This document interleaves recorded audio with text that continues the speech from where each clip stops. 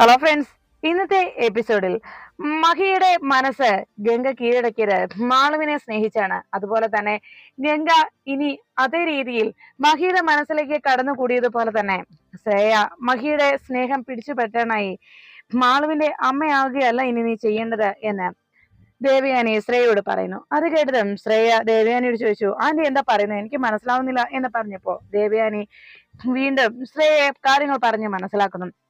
ഞാൻ പറഞ്ഞത് നീ കൃത്യമായി കേൾക്കണം. നീ ചെയ്യേണ്ടത് മഹിയുടെ മനസ്സിലേക്ക് നേരിട്ട് എത്തിച്ചേരുക, അതാണ് വേണ്ടത്. മാളുവിലൂടെയുള്ള ഇനിയുള്ള നിന്റെ യാത്ര ശരിയാവുകയില്ല. അതുകൊണ്ട് തന്നെ നീ ചെയ്യേണ്ടത് മഹിയുടെ മുന്നിൽ നീ ഒന്ന് അഭിനയിക്കണം. അത് കേട്ടതും ഹൈമവതി ചോദിച്ചു, എന്റെ മോൾ ഏത് സിനിമയിലാ, ഏത് സീരിയലിലാ അഭിനയിക്കണം ചോദിച്ചതും ദേവയാനി പറഞ്ഞു, എന്റെ നാത്തൂനെ ഒന്നും മിണ്ടാതിരിക്കാവോ. അപ്പോഴേക്കും ഉടനെ ശ്രേയ പറഞ്ഞു, ആന്റി പറഞ്ഞു ഞാൻ എന്ത് വേണമെങ്കിൽ ചെയ്യാം. ഉടനെ തന്നെ ദേവയാനി ശ്രേയയോട് തന്റെ പുതിയ പദ്ധതി അറിയിച്ചു. നീ ഇനി മഹിയുടെ മുന്നിൽ ചെന്ന് ഗൗരിയെ പോലെ അഭിനയിക്കണം. ഗൗരിയുടെ ബാധ നിന്റെ ശരീരത്തിൽ പ്രവേശിച്ചു എന്ന രീതിയിൽ വേണം മഹിയുടെ മുന്നിൽ നീ അഭിനയിക്കുവാൻ. മഹിയോട് അടുത്തിടപഴകുകയും ഗൗരിയുടെ രൂപത്തിൽ ഗൗരി ധരിച്ചിരുന്ന ആ സാരി നീ ഉടുത്തുകൊണ്ട് മഹിയുടെ അരികിലേക്ക് ചെല്ലണം. അങ്ങനെ മഹിയുടെ മനസ്സിലേക്ക് നീ കയറിക്കൂടണം. ഗൗരി ഉണ്ടാക്കാറുള്ള അതേ രീതിയിൽ ഭക്ഷണങ്ങൾ ഉണ്ടാക്കി മഹിയുടെ മനസ്സിൽ കടന്നുകൂടാനുള്ള ശ്രമം നീ നടത്തണം. അങ്ങനെ നീ ക്രമേണ ചെയ്തു കഴിയുമ്പോൾ ഗംഗയിൽ നിന്ന് മഹി അകന്നോളും. തീർച്ചയായിട്ടും ഗൗരിക്ക് ഗംഗയെ മഹി വിവാഹം കഴിച്ചത് ഇഷ്ടമായില്ല എന്നൊരു തിരിച്ചറിവ് മഹിയുടെ മനസ്സിലേക്ക് എത്തുകയും അങ്ങനെ ക്രമേണ ഗംഗയിൽ നിന്ന് മഹി അകന്നു പോയിക്കോളും എന്ന് ശ്രേയയോട് ദേവയാനി അറിയിച്ചു. അത് കേട്ടതോടെ ദേവയാനിയുടെ ബുദ്ധി കേട്ട് ഹൈമവതി പറഞ്ഞു, കൊള്ളാം നാത്തൂനെ, നാത്തൂന്റെ അസൽ ബുദ്ധിയാണ്. ഇതെന്തുകൊണ്ടാണ് നാത്തൂന് നേരത്തെ തോന്നാതിരുന്നത്? അങ്ങനെയായിരുന്നെങ്കിൽ എനിക്ക് എന്റെ മോള് ഈ കൈലാസത്തിലെ മരുമകളായി മാറുമായിരുന്നു എന്ന് പറഞ്ഞ് ഹൈമവതി സന്തോഷിക്കുന്നു.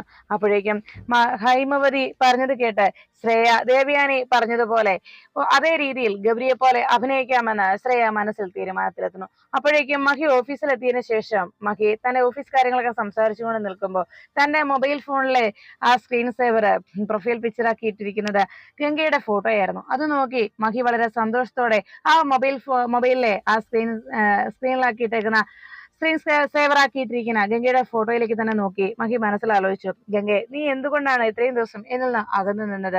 ഇപ്പോ നീ എന്നിലേക്ക് അടുത്ത് വരുന്നത് പോലെ എനിക്ക് തോന്നുന്നു. നീ ഇപ്പൊ എന്നെ സ്നേഹിച്ചു തുടങ്ങിയത് പോലെ. ശരിക്കും സത്യം തന്നെയാണോ? നീ എന്നെ സ്നേഹിച്ചു തുടങ്ങുന്നുണ്ടോ? നമ്മൾ തമ്മിലുള്ള ഒരു ജീവിതം തുടങ്ങാൻ നീ ശരിക്കും പ്രിപ്പയർഡ് ആണോ ഗംഗെ എന്ന് മനസ്സുകൊണ്ട് മഹി ഗംഗയുടെ ആ ഫോട്ടോയിലേക്ക് നോക്കി ഇങ്ങനെ സംസാരിച്ചു കൊണ്ടിരിക്കുമ്പോ അവിടേക്ക് നകുൽ പറഞ്ഞയച്ച ആ സ്റ്റാഫ് എത്തുന്നു.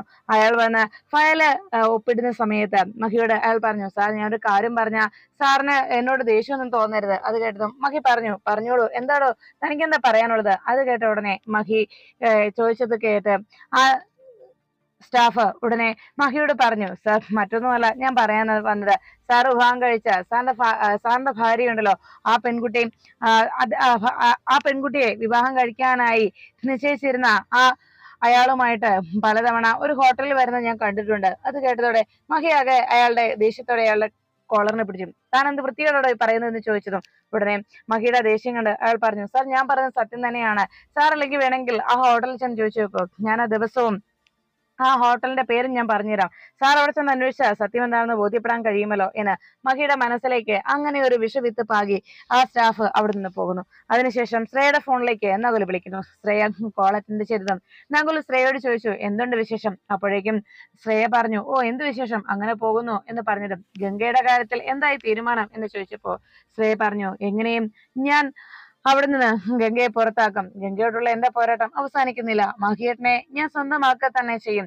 നകുലിന് അത് സാധിച്ചില്ലെന്ന് വെച്ച് എനിക്ക് എന്റെ ലക്ഷ്യം നിറവേറ്റാതിരിക്കാൻ കഴിയില്ല. ഞാൻ എന്റെ ലക്ഷ്യത്തിൽ എത്തിച്ചേരുക തന്നെ ചെയ്യും എന്ന് ഉടനെ തന്നെ ശ്രേയ നകുലിനോട് അറിയിച്ചു. നകുല് അത് കേട്ടതും ശ്രേയോട് പറഞ്ഞു, ശ്രേയ നീ അങ്ങനെ ആകെ വിഷമത്തിലാകുമൊന്നും വേണ്ട.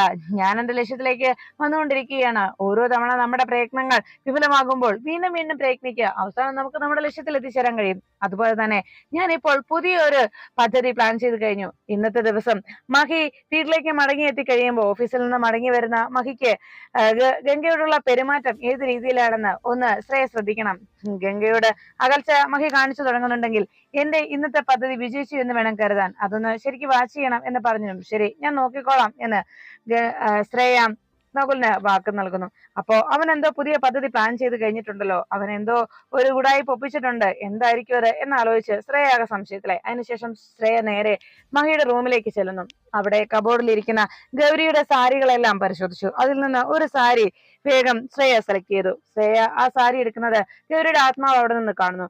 ഇവളെന്തിനാ എന്റെ സാരിയൊക്കെ എടുക്കുന്നത്, ഇവളുടെ ഉദ്ദേശം എന്താ എന്ന് ശ്രേയയുടെ ആ പ്രവൃത്തി കണ്ട് ഗൗരിയുടെ ആത്മാവ് സംശയത്തോടെ നോക്കി. ശ്രേയ വേഗം തന്നെ അതിലൊരു സാരി എടുത്ത് വേഗം കണ്ണാടിയിൽ ചെന്ന് തന്റെ തോളിലിട്ട് നോക്കി, തനിക്ക് ചേരുമോ ഇല്ലയോ എന്നൊക്കെ അതൊന്ന് നോക്കിയതിനു ശേഷം ശ്രേയ ഗൗരി ആ സാരി എടുത്ത് ഏത് രീതിയിലാണ് അവിടെ വരാറുണ്ടായിരുന്നത് എന്ന് അവിടെ ഇരിക്കുന്ന ഗൗരിയുടെ ഫോട്ടോയിൽ നോക്കി ശ്രേയ അത് ഓരോന്നും മനസ്സിലാക്കുന്നു. അതിനുശേഷം ശ്രേയ അവിടെ നിന്ന് പോകുന്നു. ഗൗരി ശ്രേയയുടെ ഈ പ്രവൃത്തിക്ക് പിന്നിൽ എന്തോ ദുരുദ്ദേശമുണ്ടെന്ന് ഗൗരിയുടെ ആത്മാവിന് സംശയം തോന്നുന്നു. അപ്പോഴേക്കും മഹി തന്റെ സ്റ്റാഫ് പറഞ്ഞ അനുസരിച്ച് ആ ഹോട്ടലിലേക്ക് വന്നെത്തി.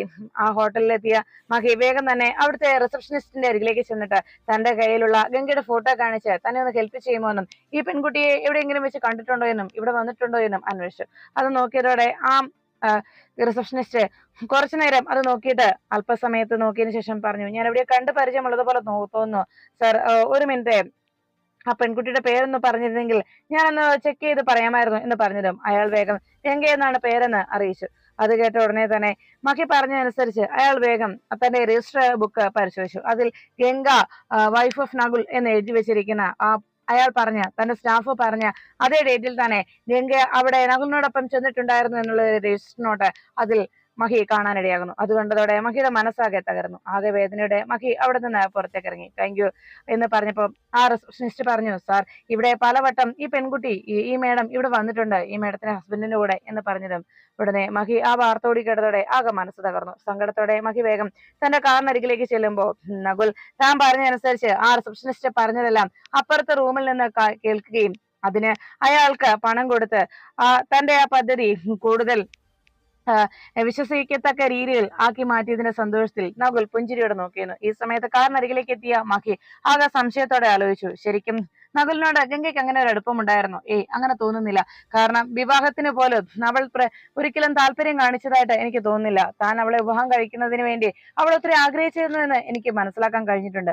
പക്ഷേ വിവാഹം കഴിഞ്ഞതിന് ശേഷം പലപ്പോഴും അവളുടെ പെരുമാറ്റം അത് തന്നെ വളരെ സംശയത്തിലേക്ക് എത്തിയിരിക്കുന്നു. അവൾക്ക് പലപ്പോഴും വയ്യ എന്ന് പറയുമ്പോഴൊക്കെ, തലവേദനയാണെന്നൊക്കെ പറയുമ്പോൾ താൻ അതിനെക്കുറിച്ച് അന്വേഷിക്കാനായി ഗംഗയുടെ അരികിലേക്ക് ചെന്ന് ഗംഗയുടെ നെറ്റിയിൽ തൊടാനും ഗംഗയെ ഒന്ന് പിടിക്കാനൊക്കെ ശ്രമിക്കുമ്പോഴൊക്കെ ഗംഗ മനഃപൂർവ്വം തന്നെ നിന്ന് ഒഴിഞ്ഞു മാറിക്കൊണ്ടിരുന്നത് നകുലുമായിട്ട് അങ്ങനെ ഒരു ബന്ധം ഉണ്ടായിരുന്നത് കൊണ്ടാണോ? ശരിക്കും വിവാഹത്തിന് മുൻപ് നകുലിനോടൊപ്പം അങ്ങനെ ഒരു ബന്ധം ഗംഗയ്ക്ക് ഉണ്ടായിട്ടുണ്ടോ? എനിക്കതൊന്നും വിശ്വസിക്കാൻ കഴിയുന്നില്ല.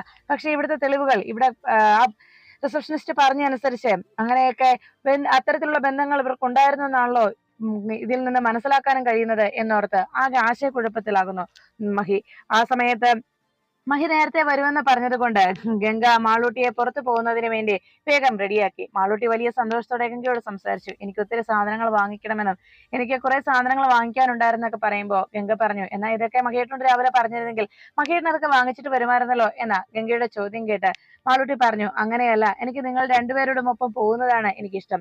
അതിനുവേണ്ടിയാണ് ഞാൻ കാത്തിരിക്കുന്നത്. നിങ്ങളോടൊപ്പം തന്നെ എനിക്ക് ഷോപ്പിങ്ങിന് പോകണം. നിങ്ങൾ രണ്ടുപേരും എന്റെ കൂടെ വേണം. അതിനാണ് ഞാൻ അങ്ങനെ ഒരു ഷോപ്പിംഗ് ആണ് ഞാൻ ആഗ്രഹിച്ചത്. എത്രയോ നാളുകളായി ഞാൻ ആഗ്രഹിക്കുന്നതാണെന്നറിയുമോ നിങ്ങളോടൊപ്പം പുറത്തു പോകാനായിട്ട് എന്നൊക്കെ ഗംഗയോട് മാളൂട്ടി പറയുന്നു. അതെല്ലാം കേട്ടതോടെ മാളൂട്ടിയുടെ ആ വാക്കുകളെല്ലാം കേട്ട് ഗംഗ പറഞ്ഞു, എന്നാ ഇന്ന് മാളൂട്ടിയുടെ ആ ആഗ്രഹം ഇന്ന് എന്തായാലും സാധിക്കും. മോൾക്ക് ഇഷ്ടമുള്ളതൊക്കെ വാങ്ങിക്കുകയും ചെയ്യാം, ഞങ്ങളോടൊപ്പം പോവുകയും ചെയ്യാമല്ലോ എന്ന് പറഞ്ഞതും മാളൂട്ടി ചോദിച്ചു, എനിക്ക് ഐസ്ക്രീം ഒക്കെ വാങ്ങിച്ചു തരുമോ ഗംഗ എന്ന് ചോദിച്ചതും തീർച്ചയായിട്ടും മോൾക്ക് ഇഷ്ടമുള്ള ഐസ്ക്രീം ഒക്കെ വാങ്ങിച്ചു തരും എന്നെല്ലാം ഗംഗ പറഞ്ഞുകൊണ്ട് മാളൂട്ടിയോട് പറഞ്ഞു, മോളിനി റെഡി ആയിക്കോ, ഞാൻ എന്തായാലും മഹിയേട്ടൻ വന്നോന്ന് പോയി നോക്കട്ടെ എന്ന് പറഞ്ഞു.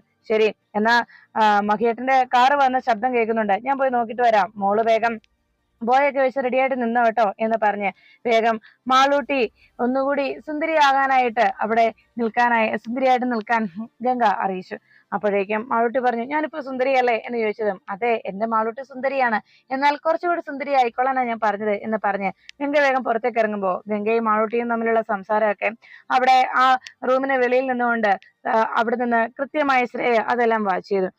ഗംഗ പുറത്തേക്ക് ഇറങ്ങി വരുന്നത് പെട്ടെന്ന് മാറി നിന്ന് ശ്രേയ ഗംഗയുടെ കണ്ണിൽ പെടാതെ ഒഴിഞ്ഞു മാറി നിന്ന് അതെല്ലാം കാഴ്ചയെല്ലാം കണ്ടു. അപ്പോഴേക്കും താഴെ ഓഫീസിൽ നിന്ന് മടങ്ങിയെത്തിയ മഹിയെ കണ്ട് ഗംഗയുടെ അരികിലേക്ക് ഓടിച്ചെന്നു. മഹിയേട്ട, മാളൂട്ടി റെഡിയായിരിക്കുകയാണ്, നമുക്ക് പോകാം എന്ന് അരികിലേക്ക് എത്തിയ ഗംഗ മഹിയോട് ചോദിച്ചതും മഹി പറഞ്ഞു, ഇന്ന് ഇന്ന് എനിക്കൊരു മൂഡില്ല, നമുക്ക് മറ്റൊരു ദിവസം പോകാം എന്ന് പറഞ്ഞപ്പോ ഉടനെ മഹിയുടെ ആ മറുപടി കേട്ട് ഗംഗ വേഗം മഹിയുടെ കയ്യിൽ നിന്ന് ബാഗ് പിടിച്ച് വാങ്ങിക്കാനായി ശ്രമിച്ചു. അപ്പോഴേക്കും മഹി ആ ബാഗ് കൊടുക്കാൻ കൂട്ടാക്കാതെ ഗംഗയുടെ കൈ തട്ടി മാറ്റിയിട്ട് മഹിയോട് പറഞ്ഞു, മഹി വേഗം ഗംഗയോട് പറഞ്ഞു, ഇന്ന് പോകണ്ട, നമുക്ക് പിന്നീട് ഒരു ദിവസം പോകാം, അതാ നല്ലതെന്ന് പറഞ്ഞതും മാളൂട്ടി ആകെ ആഗ്രഹിച്ചിരിക്കുന്നതാണല്ലോ എന്ന് പറഞ്ഞു. അവൾക്കാകെ വിഷമാവുമല്ലോ എന്ന ഗംഗയുടെ വാക്ക് കേട്ട് മഹി ചോദിച്ചു, ഇതിനു മുൻപും ഇതുപോലെ ഒത്തിരി ആഗ്രഹിക്കുകയും അന്നൊക്കെ പോകാതിരിക്കേണ്ടി വന്നതിൽ വിഷമിക്കുകയും ചെയ്തല്ലോ, അതുകൊണ്ട് ഇന്ന് എന്തായാലും പോകണ്ട, ഇന്നത്തെ ഈ യാത്ര ഒഴിവാക്കാം, മറ്റൊരു ദിവസം പോകാം എന്ന് പറഞ്ഞ് മഹി വലിയ ഗൗരവത്തോടെ അവിടെ നിന്ന് പോകുന്നു.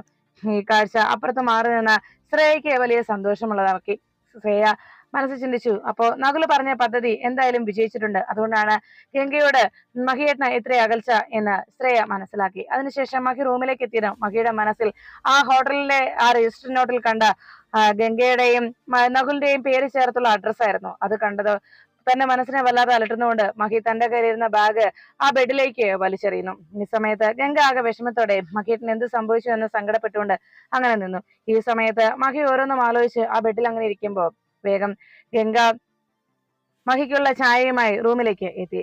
മഹി ആകെ വിഷമിച്ചങ്ങനെ ഇരിക്കുമ്പോ ഗംഗ ചായയുമായിട്ട് മഹിയുടെ അരികിലേക്ക് എത്തി. മഹിയുടെ ദാ ചായ എന്ന് പറഞ്ഞ് മഹിക്ക് നേരെ ചായ നീട്ടിയതും മഹി പറഞ്ഞു, ദാ ചായ അവിടെ വെച്ചേക്ക് ഗംഗ എന്ന് പറഞ്ഞു. ഗംഗ ചായ അവിടെ വെച്ചിട്ട് മഹിയോട് വീണ്ടും സംസാരിക്കാനായി വിടുന്നു. മഹിയേട്ടൻ സംസാരിക്കാനുള്ള മോഹം കൊണ്ട് ഗംഗ പോകാൻ ഒരുങ്ങിയിട്ടും പിന്തിരിഞ്ഞ് വീണ്ടും മഹിയുടെ അരികിലേക്ക് വന്നിട്ട് ചോദിച്ചു, മഹിയേട്ടന് വല്ല പനിയോ മറ്റോ ഉണ്ടോ എന്ന് ചോദിച്ച് ഗംഗ മഹിയുടെ നെറ്റിയിൽ തൊടാനായി കൈ ഉയർത്തി നെറ്റിക്കരികിലേക്ക് ചെന്നതും മഹി ഗംഗയുടെ കൈ തടഞ്ഞു നിർത്തി. മഹി എനിക്ക് കുഴപ്പമൊന്നുമില്ല എന്ന് മഹി പറയുമ്പോ ഗംഗ ചോദിച്ചു, മരുന്ന് എന്തെങ്കിലും വാങ്ങിക്കണോ? അപ്പോഴേക്കും മഹി പറഞ്ഞു, അല്ല, എന്റെ കയ്യിലുണ്ട്, മരുന്നൊക്കെ എന്റെ കയ്യിലുണ്ട്, ഗംഗ പൊയ്ക്കോ എന്ന് മഹി വലിയ ഗൗരവത്തിൽ ഗംഗയോട് പറയുന്നത് അവിടെ വേഗം ആ റൂമിന് വാതിക്കലേക്ക് എത്തിയ ശ്രേയ കേൾക്കാനിടയായി.